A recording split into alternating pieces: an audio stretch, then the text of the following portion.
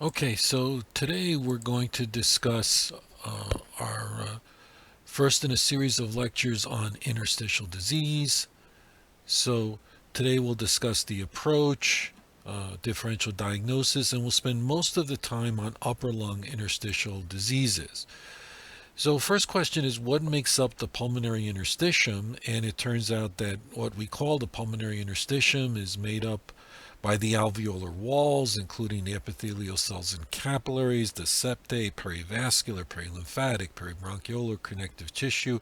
Pretty much everything makes up the pulmonary interstitium, and this is why we have a wide variety of appearances when we're looking at the radiological manifestations of interstitial disease. Now, the interstitium itself forms the connective tissue and the scaffolding for the lung, and it's typically divided into three areas. You have the bronchovascular or the central or the axial interstitium. So this is the interstitium that surrounds the blood vessels here from the hilum going out into the center of the pulmonary lobules. You have the subpleural or the peripheral interstitium. So this is the interstitium in the subpleural regions there in the periphery of the lung. And then you have the intralobular interstitium, which is the interstitium that connects the two, that connects the central and the subpleural or peripheral interstitium. If we ask what parts of the lung can be involved with interstitial lung disease, it turns out that this can affect all parts of the lung, pretty much the whole lung, which is why, again, we can have varied appearances radiologically depending on what interstitial diseases we're looking at. So they don't always have the classic appearance of interstitial lung disease, but can also look like airspace disease.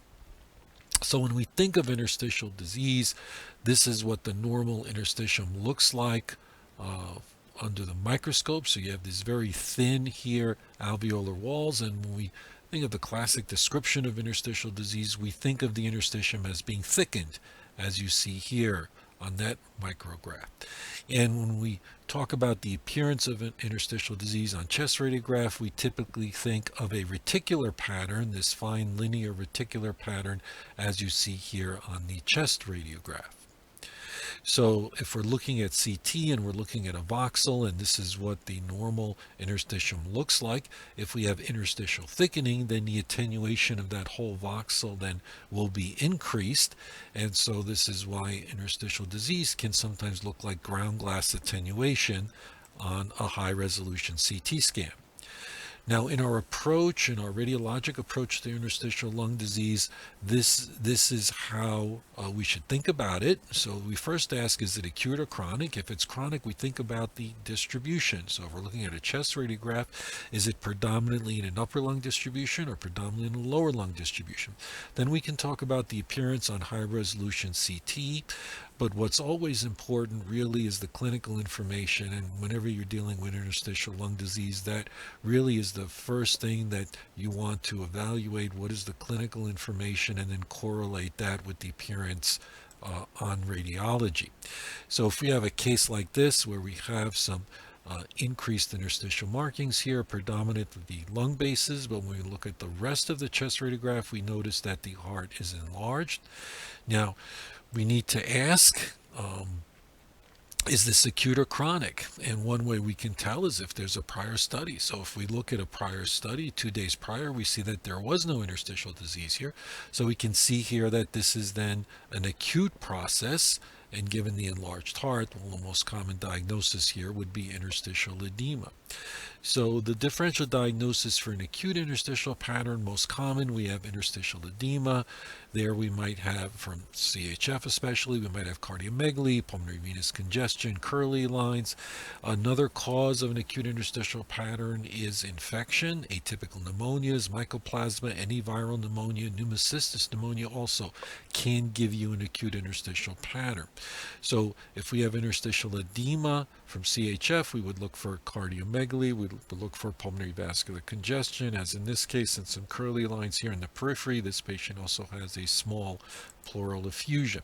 So we've talked about curly lines before. Curly B lines are the lines in the periphery. The A lines radiate out from the hyla, and the C lines are superimposition there of the A lines and the curly B lines.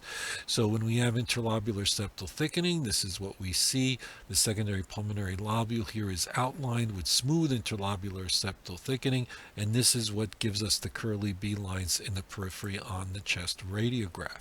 Here we have a 25-year-old man with fever and shortness of breath.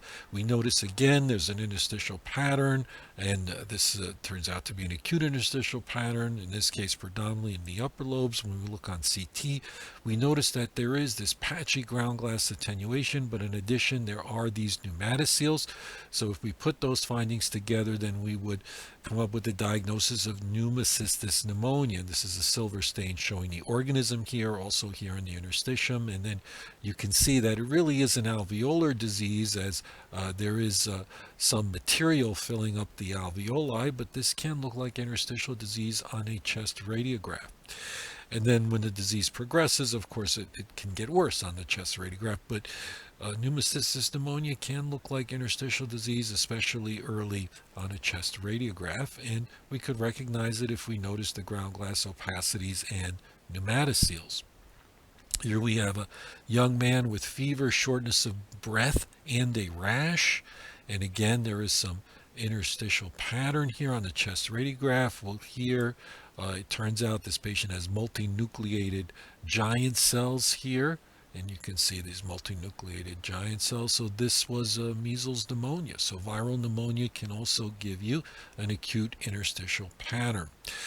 Now, the medical textbooks will break up interstitial disease in this kind of way, breaking it up into categories, and you can see how complicated that might be. But if we're approaching it from the radiological standpoint, there is a simpler way to do it. So if we're starting from the chest radiograph, we want to talk about the distribution. Is it predominantly in an upper lung distribution, or is it predominantly in a lower lung distribution? And again, as I have said, you always want to get that clinical information that is really key in terms of ordering your differential diagnosis. So here we have a case of a patient with interstitial lung disease, predominantly here in an upper lung distribution, right a little bit worse than left side. We'll talk about the differentials of what can give you interstitial lung disease like this that is upper lung predominant. Well, one of the first things you might start with is tuberculosis.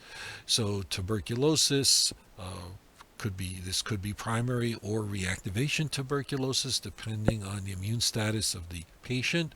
But synonyms for reactivation tuberculosis are secondary tuberculosis and post-primary tuberculosis, and reactivation is greatest within the first 2 years after primary infection. So it's an acid-fast bacilla, and it gives you these caseating granulomas from tuberculosis. Now, we've covered tuberculosis before, so I won't go through it in any great detail, but there are these factors that can predispose to reactivation of tuberculosis. We tend to get changes from tuberculosis in immunocompetent patients in an upper lung distribution, especially in the apical and posterior segments of the upper lobes and superior segments of the lower lobes, as you can see here on this pathologic specimen. So an older theory was that this was due to increased oxygen tension in these regions that would promote growth of tuberculosis. Now we think that it has to do with less efficient lymphatic drainage from these regions, which allows the buildup of the TB antigens, which then we get an immunologic reaction to, leading to the inflammatory disease and the fibrosis. So with tuberculosis, we can get scarring, we can get bronchiectasis, we can get cavities, as you see here, predominantly within an upper lung distribution, fibrocavitary disease in an upper lung distribution, scarring with superior retraction of hyla, as you see here on the left, and volume loss. These are the typical hallmarks of tuberculosis. Here there's elevation of both hyla, this apical pleural thickening. You see a cavity here in the right upper lobe. You see these patchy parenchymal and reticular opacities in the upper lobes.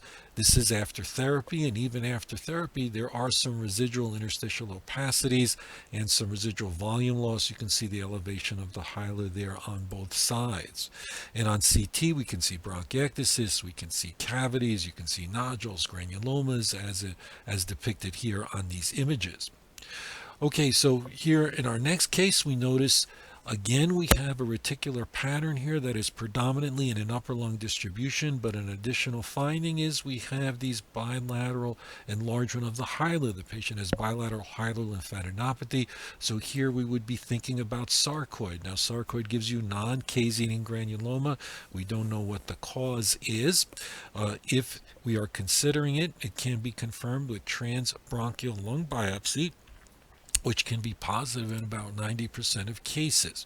So with sarcoid hilar and mediastinal lymphadenopathy is very common.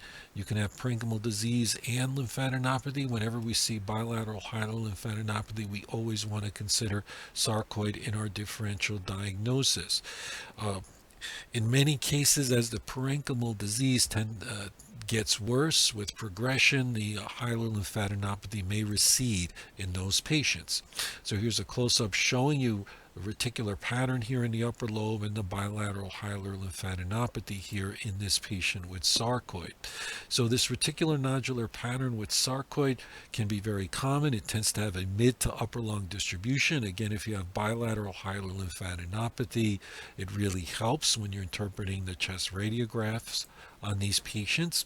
And on CT, we may see a nodular pattern. So we've talked about the micronodular pattern that can be associated with sarcoid, and these nodules tend to have a perilymphatic distribution along interlobular septae, along the bronchovascular bundles, and along the subpleural regions, as you see in that example. So if we get studying of the fissures with nodules, as you see here, peribronchovascular nodules, and also nodules along interlobular septae and the subpleural regions, this is a perilymphatic distribution of nodules, and certainly sarcoid is a consideration when we see that. Now, we can also see fibrosis in the lungs from sarcoid. This again tends to have an upper lung distribution. It can resemble tuberculosis, as in this example here. And then here we see the full chest radiograph with fibrotic changes here, predominantly in upper lung distribution. So this belongs in our differential when we have a chest radiograph that might resemble tuberculosis. Here's another patient. Now there's volume loss here in the upper lobe. You can see retraction of the hilum, superior retraction of the major fissure, reticular opacities bilaterally. So this is a patient with fibrosis from sarcoid. And then on CT, we see the bronchiectasis here on both sides, the parenchymal opacities representing scarring in this patient. This patient also demonstrates bilateral hilar lymphadenopathy. Again, whenever we see that, we want to consider sarcoid. Now, what if we have a case like this with sarcoid, where we get these coalescent opacities, and now we get what look like these mass-like opacities bilaterally, again predominant in the upper lung distribution? This is progressive massive fibrosis. So sarcoid can result in progressive massive fibrosis from coalescence of this inflammatory disease of the nodules and the scarring within the upper lungs. Here's our next case, and we have again superior elevation of the hilar. There's marked volume loss here within the upper lobes and apical pleural thickening. The clue as to the underlying disease is here on the lateral view. You notice the spine here. So what's the diagnosis in this case? Well, this is ankylosing spondylitis. So it's rare for ankylosing spondylitis to cause upper lobe fibrotic disease, but it can occur. Can mimic TB and sarcoid. You can get cystic spaces in which fungus balls can also form in these patients, and this tends to be long-standing disease of 15 to 20 years duration. So the tip-off will be when you look at the spine, you can see the changes in the spine, and also if you happen to have pelvic radiographs, you can see the changes there in the pelvis of ankylosing spondylitis, the sacroiliitis associated with that. We can get interstitial disease in an upper lung distribution. You can get cavities, as in this example here. And if you have a lateral chest radiograph with the syndesmophytes, of course, that is also a hallmark there of ankylosing spondylitis. It turns out when we study these patients with CT, a higher percentage just does show some interstitial disease. They might have apical fibrosis or other types of interstitial lung disease. Some have bronchiectasis. So on CT, we might see some subpleural ground glass opacity, as you see here. This patient here has some paraseptal emphysema.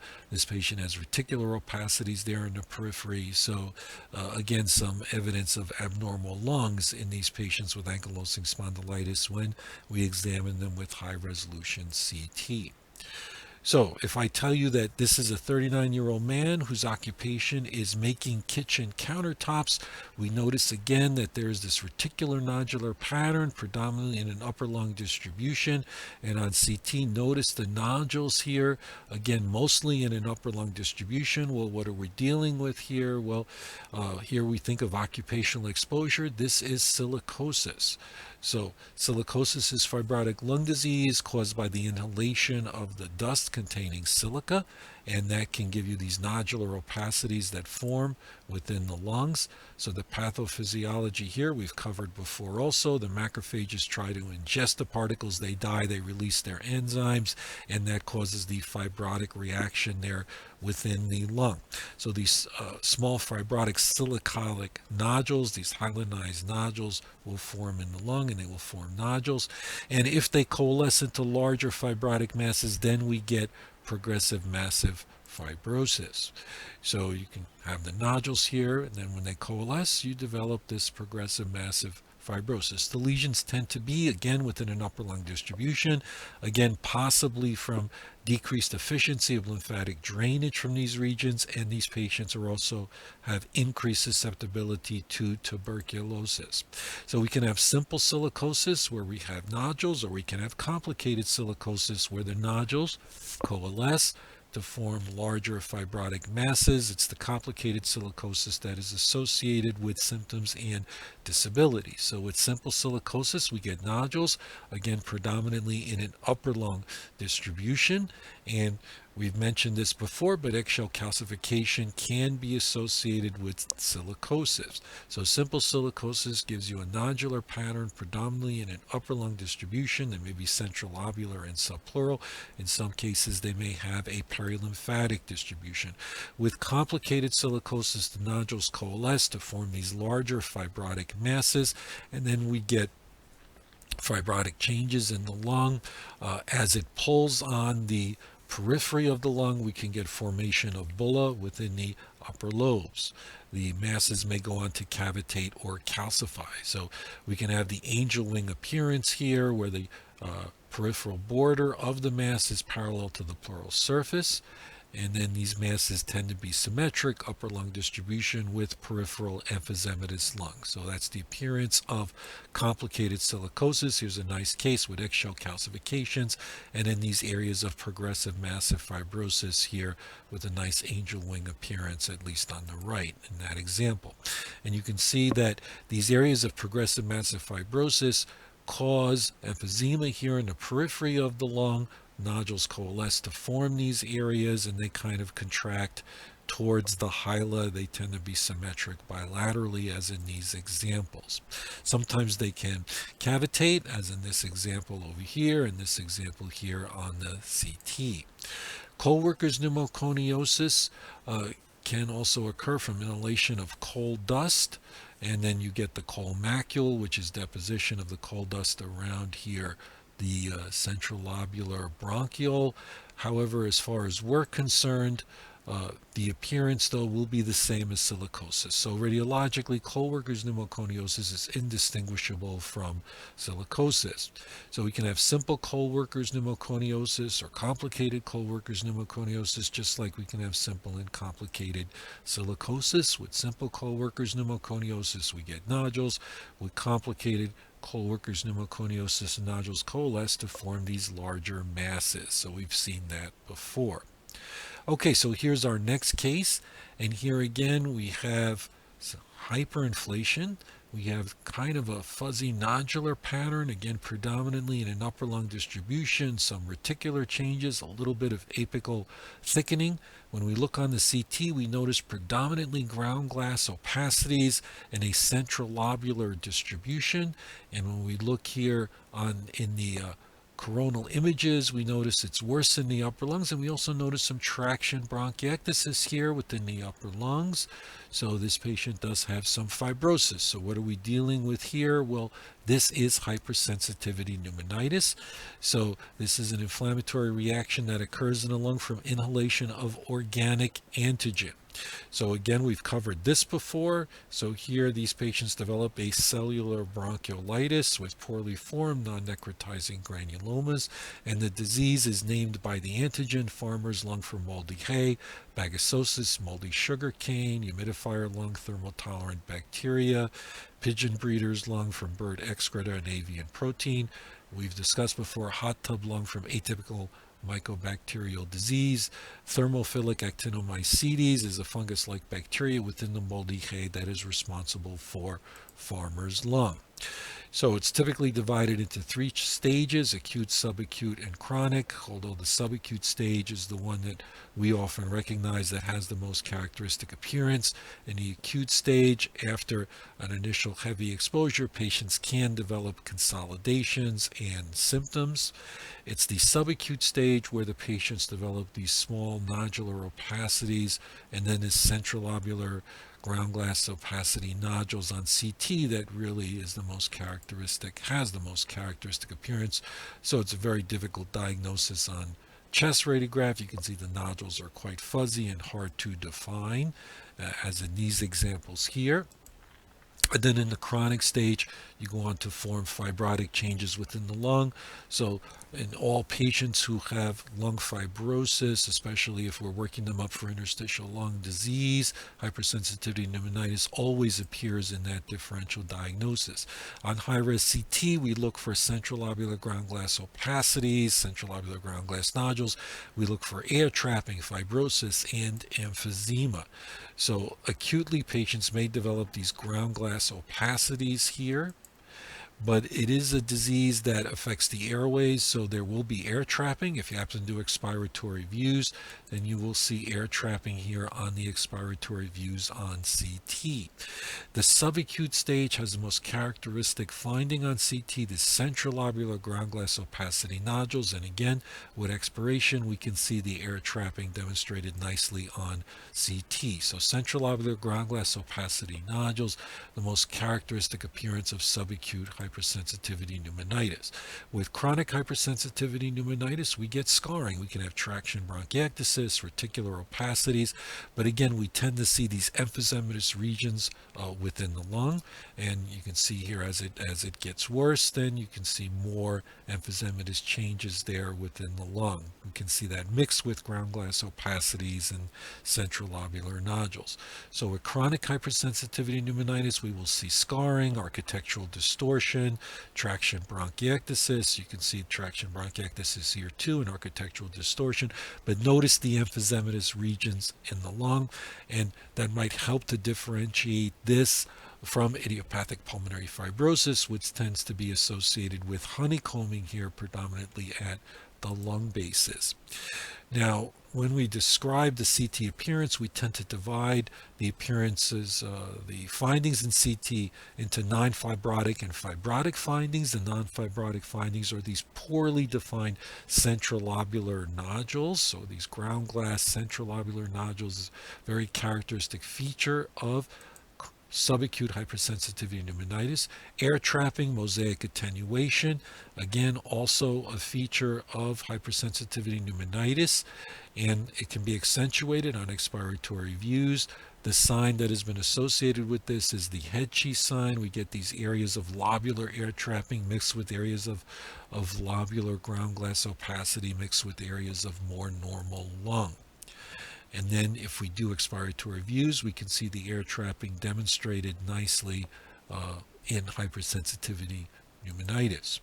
And then in the chronic phase, the fibrotic changes then we will see reticular opacities, we will see bronchiectasis, and then we will see architectural distortion, as in these examples here. There tends to be a relative sparing at the lung basis, so the fibrosis tends to affect more of an upper lung distribution. So here's an example where we actually have some honeycombing here on the right side, but again, notice that we have these emphysematous areas here within the lung, and then we can see on the coronal reconstruction that there's this honeycombing here within the especially here within the right upper lobe in this example. So moving on to our next case, we have another case of interstitial lung disease here, but notice that this patient has another finding, especially here on the left side. This patient also has a pneumothorax. So how do we put the finding of interstitial lung disease and an upper lung distribution together with the finding of a pneumothorax? When we look on CT, we notice that there are cystic abnormalities here, but in addition, the patient also has some nodular opacity. So cysts, nodules, pneumothorax, interstitial disease, upper lung distribution. This is Langerhans cell histiocytosis, so also called eosinophilic granuloma of the lung. So it's named by this funny looking cells here that is associated, the Langerhans cell, which is a specific type of histiocyte, which causes this granuloma, or is the cell involved in this granuloma formation here within the lung with this disorder. Now you have this complicated slide here regarding the pathophysiology. The important part of this is that this is associated with cigarette smoking. So we think that Langerhans cell histiocytosis of the lung is an immune reaction to cigarette smoking, as most of these patients are smokers. So early in disease, the patients develop these granulomatous nodules. Later on, these granulomas kind of cavitate here to form these cysts. So they develop these nodules and cysts. So 95% of patients are smokers. Some may have bone lesions. It can respond if the patient stops smoking or may be treated with steroids. So we can get an interstitial pattern, again predominantly in an upper lung distribution. Many patients will also have hyperinflated lungs because of air trapping. That is also associated with this disease. So interstitial lung disease predominantly in an upper lung distribution, and these patients can have air trapping, increased lung volumes, and we can also see cystic changes within the lungs, again predominantly in an upper lung distribution. If the disease progresses, you can get bullous disease, as in this example here. 1/3 might resolve, 1/3 stabilize, and some may deteriorate, going on to develop bullous lung disease. Pneumothorax is a complication of this disease, which can occur in about 6 to 25% of patients, as illustrated in the case that we started with. So we can have interstitial disease, cystic disease here, predominantly in an upper lung distribution. And on CT, we can see cysts. We can also see nodules, and then sometimes we might see what's called the Cheerio sign. That this one here looks like a Cheerio. So as these nodules convert to cysts, some of them you might catch in this Cheerio stage. So the Cheerio sign is associated with Langerhans cell histiocytosis. The lung bases and the costophrenic angles are spared, so the cysts tend to have a mid to upper lung predominance, and sometimes they can have very bizarre shapes.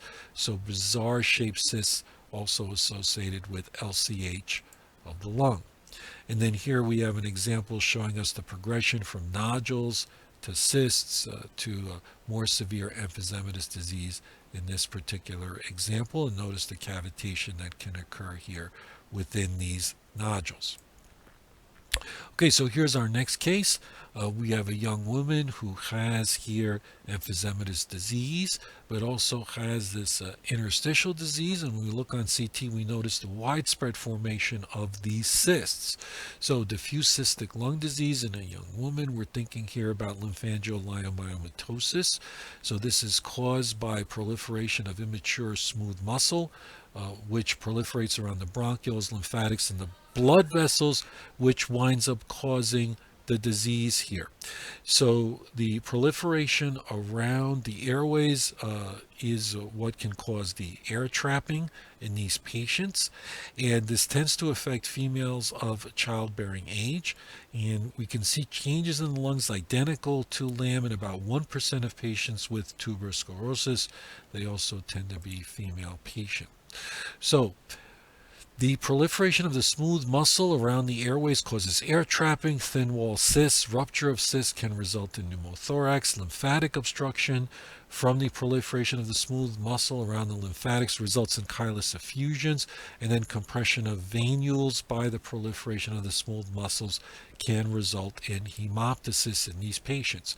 So diffuse cystic lung disease can develop in these patients, and that puts them at risk for pneumothorax. Chylothorax, of course, can also occur from obstruction of the lymphatics, and patients may also have hemoptysis. So on chest radiograph, we tend to see this in young females, so they will have then increased lung volumes from air trapping, and they may have interstitial lung disease, recurrent pneumothoraces, pleural effusions, really chylous pleural effusions, and on CT they will have diffuse cystic lung disease here throughout the lungs. Some may have a little bit of lymphadenopathy.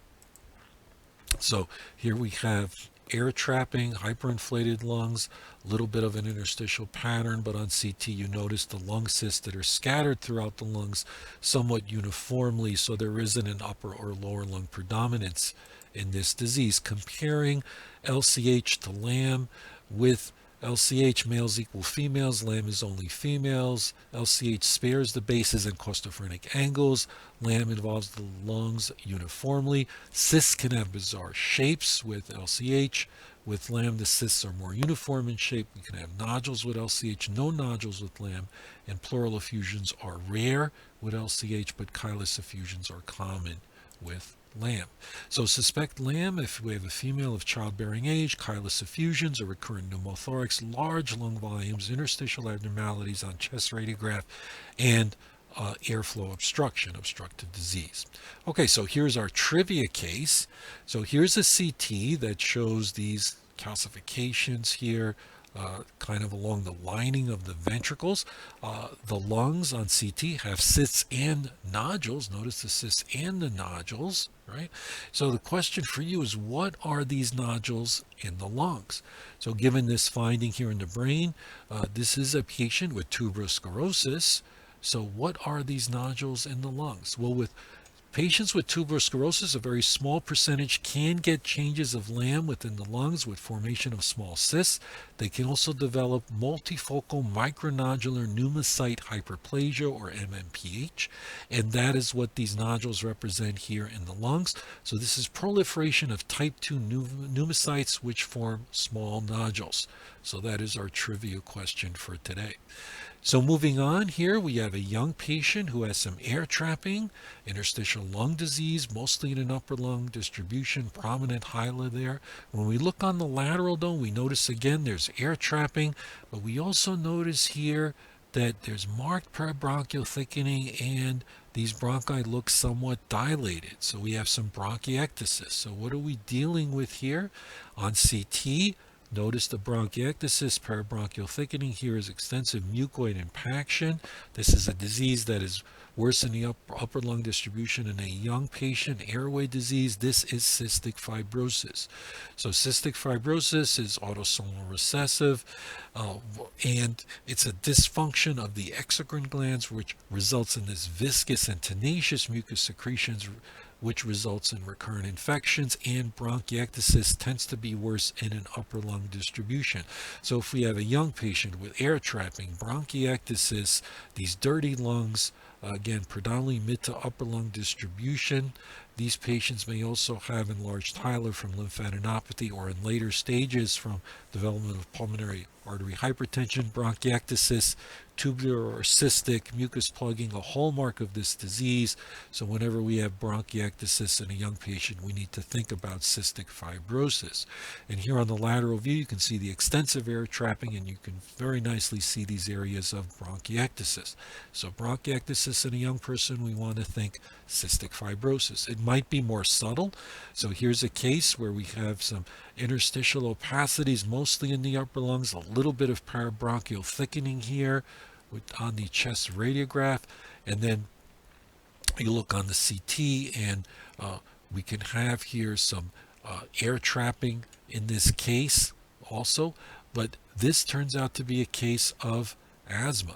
So we want to remember that the differential diagnosis here in patients, in cases where we have where we suspect asthma, we might also consider cystic fibrosis in some of these patients. But this particular case I'm showing you, this is a case of asthma where we have some reticular abnormalities, parabronchial thickening, and air trapping here, especially here in more of these expiratory views here in the upper lungs. So very early on, patients with cystic fibrosis might be misdiagnosed as asthma, so it is certainly a consideration. So if we're thinking about chronic interstitial pattern, predominantly in an upper lung distribution, the entities we can consider here: tuberculosis, sarcoid, ankylosing spondylitis, silicosis, co-workers pneumoconiosis, hypersensitivity pneumonitis, eosinophilic granuloma or LCH, and cystic fibrosis, especially in a younger person. For those of you who like mnemonics, here's a nice mnemonic you can use for an interstitial pattern with an upper lung distribution. We're not quite done yet though, so here's another case where we have somebody that looks like they might have interstitial lung disease, but you notice here within the upper lungs there's a paucity of lung markings here. This is a patient with COPD. So COPD and emphysema can also mimic interstitial lung disease. You can see the extensive COPD on the CT. So on CT, it's obvious the patient has COPD, but when you're looking at the chest radiograph, we see the reticular markings, and sometimes this can mimic interstitial lung disease. So what can give us increased lung volumes on a chest radiograph that might mimic or that might resemble or be interstitial lung disease? Well, increased lung volumes usually result of air trapping. We can see that with cystic fibrosis, LCH, LAM, hypersensitivity pneumonitis, COPD. All of these give us large lung volumes due to air trapping. So moving on, here's our next case. So we have here, so this is the chest radiograph at presentation, not 6 months later. The patient has this large left hilar mass. 2 months later, the mass has regressed, and there's a reticular pattern here. You have a clue, there's a metaport, so this is a cancer. And then 6 months later, we have here this kind of pattern where it looks like we have some bronchiectasis, parenchymal opacity there in the left upper lobe, and volume loss on the left side. So what is happening in this patient? Well, this is a patient who has received radiation therapy. And here we're looking at radiation pneumonitis that looks like acute interstitial disease. And then here later on, the patient has developed some radiation fibrosis. So here it is on CT where you have these parenchymal opacities and a perihilar distribution with some bronchiectasis. This is radiation therapy. So sometimes radiation pneumonitis can look like interstitial lung disease, but it tends to be very focal in distribution. So radiation-induced lung disease tends to go through these phases: a latent phase, a phase of acute radiation pneumonitis, and a fibrotic phase.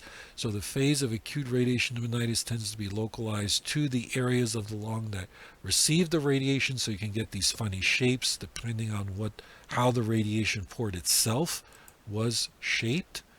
And so here's the patient with left hilar mass, and then here was the radiation port over that region. You can see the phase of acute radiation pneumonitis there affecting that part of the lung, and very sharply circumscribed between the normal lung and the affected lung. And then later on, that can progress to fibrosis with volume loss on that side. Once we get to fibrosis, the changes tend to stabilize. So we'll get fibrous contraction here. You can see bronchiectasis, and then this tends to get smaller as it tends to stabilize. We get more fibrosis here on the follow-up CT. And Very classic manifestation of post-radiation change, very sharp boundaries between the affected and the unaffected lung, and this traction bronchiectasis here within the area of post-radiation fibrosis. So here's a nice example over time, the phase of acute radiation pneumonitis. Notice the affected lung right in the radiation field with these ground glass opacities and consolidations. 5 months later, we see a little bit of traction bronchiectasis here. The abnormalities have gotten smaller. 13 months later, more fibrosis, more volume loss, and then this tends to stabilize once you get about a year later, so there's not much difference between 13 months and 20 months. So acute radiation pneumonitis can give you focal areas of what look like interstitial lung disease on a chest radiograph. So in summary, when we're dealing with upper lung interstitial disease, what can give you fibrosis? TB, sarcoid, ankylosing spondylitis, chronic HP, complicated silicosis, co-workers pneumoconiosis. Nodules, we can see nodules in an upper lung distribution with silicosis, co-workers pneumoconiosis, sarcoid, subacute HP, and EG. Nodules and cysts, we can see that with LCH. Cysts, we can see that with lymphangiomyomatosis. Bronchiectasis, we'll see that with cystic fibrosis and geographic fibrosis, localized areas of fibrosis. In the radiation fields, we will see that with post-radiation fibrosis. Okay, so I want to thank you for your attention, and we will see you next time.